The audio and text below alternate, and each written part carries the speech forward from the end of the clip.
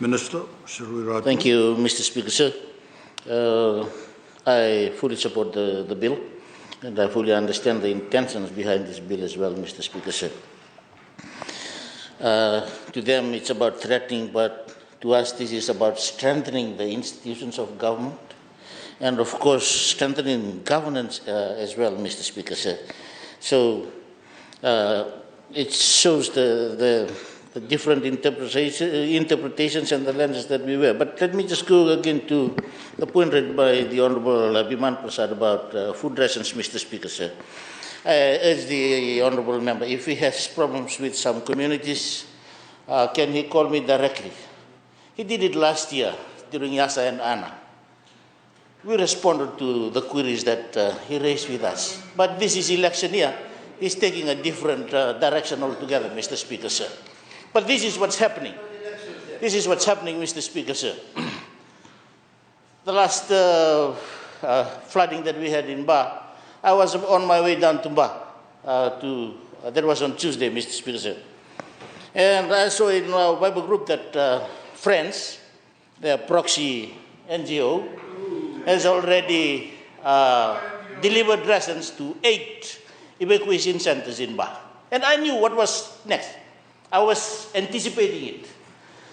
Just a few minutes later, I had a call from Fiji Village. Oh, yes.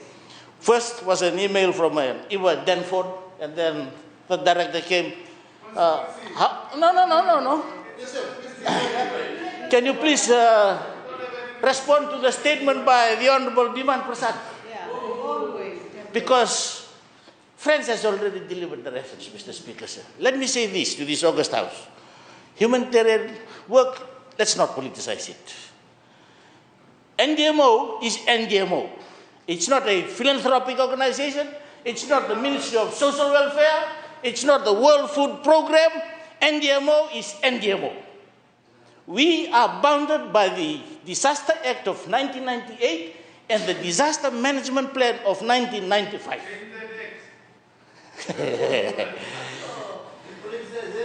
So, Mr. Speaker, sir, let me clarify to the Honourable Member. Good that he brought it up now, so that every Fijian will know this.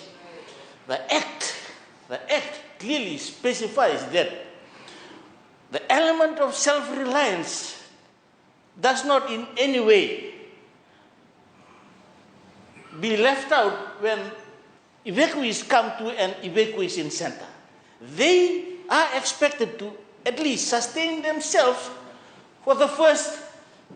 There is nothing in law, but the Act says initially for 48 hours because the initial damage assessment that will be provided by the DO will come after 48 hours. So that's usually the guideline.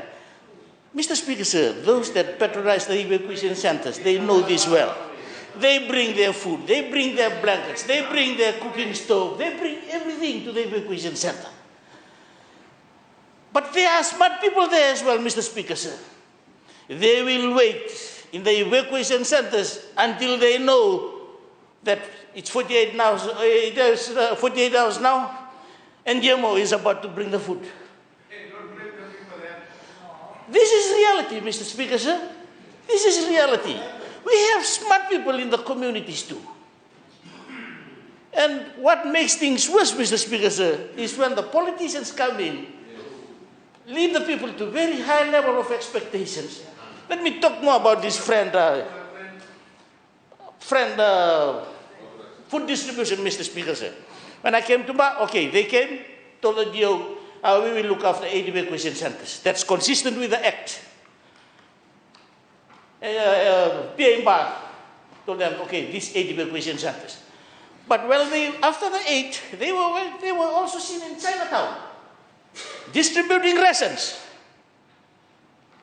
That's a targeted handout, Mr. Speaker, sir. I witnessed this in Nawachikuma and tramline in Nandi. I came on the Wednesday. They have already been sent back to the communities after they have received their rations from government.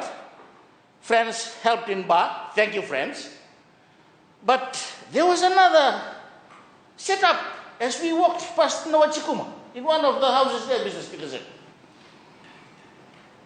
I asked the PMBA, please just go and find out who that is. And we continued. PMBA came back. That's friends, sir.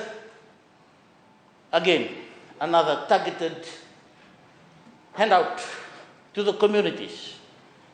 And what makes it worse, Mr. Speaker, sir, there were some people standing there and they said, no, we are not, we don't qualify. Because only the NFP supporters get the food from friends. Point of order, Mr. Speaker. I think the Honourable Minister is totally telling a lie. We have no links to friend in terms of distribution, and his assertion that may have been NFP giving rations is totally false, and I would urge the Minister to refrain from making that kind of assertions. We do help people like you guys, individually. People call us as well.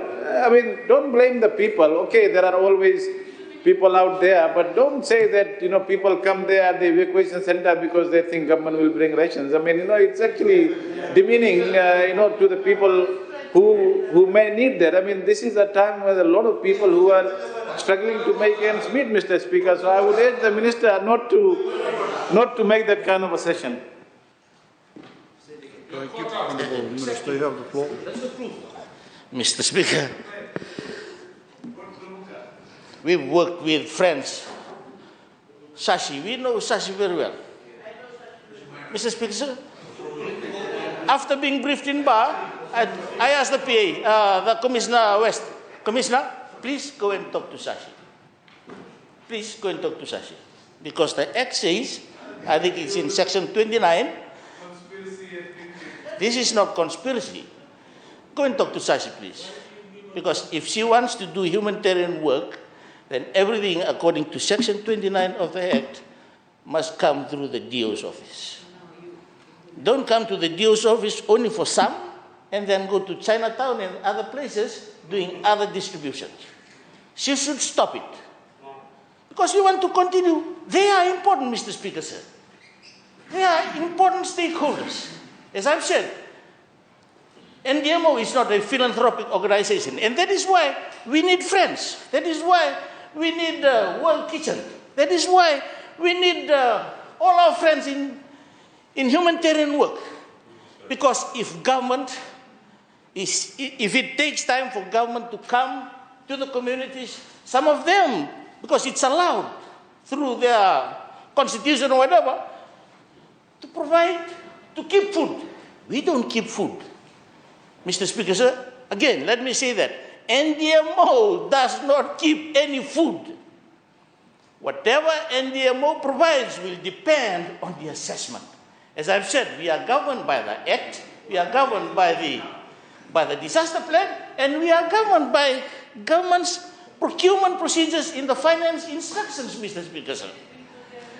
That's reality, and good that he brought it up so that right now, as we speak, NDMO is distributing in Nalele, in Malomalo. NDMO is distributing in in Nandi, for the residents of Nawachikuma, who usually come to St. Andrews and Nandi College. We know the communities well because we deal with them, Mr. Speaker, sir. So I would ask the honourable member, if there is a community that's contacting him for rations, pass it over. Pass it over to me. And I will deal with it with the staff. He did that, again, let me say this. Last year, he did that when he was in Vonoleu for Tisiasa and Tisiana. But this year, he's decided to take it a different direction. Mr. Speaker, sir, I support the bill. Again, to all the honourable members of the House, there is a difference. I'm not a lawyer, but there is a difference between amendment and a review of an act. A review is a comprehensive process. I see the Honorable Waganaika smiling. Because when you do reviews, there will be certain portions of an act that will be repealed totally. But when we do amendments, it's mainly some problematic areas that probably just needs to be fixed so that work continues, services continues, and so forth, Mr. Speaker, sir. So this is an amendment. It's not a review. The consultation, Mr. Speaker, sir, of course, we all also understand that there has to be consultation, but there is a big difference in lawmaking about an amendment, a simple amendment, and a review of an act. So please, let's put this into proper perspective and let's go ahead with the business before the House, Mr. Speaker, sir. And I just wish to, again, say that it's not for punitive actions, but of course, as I've stated, we need to strengthen and of course protect the institutions of government as well, Mr. Speaker, sir. And most importantly, penalties, sentencing, whatever, it's meant to be a form of deterrence as well, Mr. Speaker, sir. And that is why we need to increase this, so that it brings that element of deterrence to probably those that will offend in future and those that are thinking along that line, Mr. Speaker. So that's my contribution, and I support the amendment to the bill. Thank you. I thank the Honourable Minister.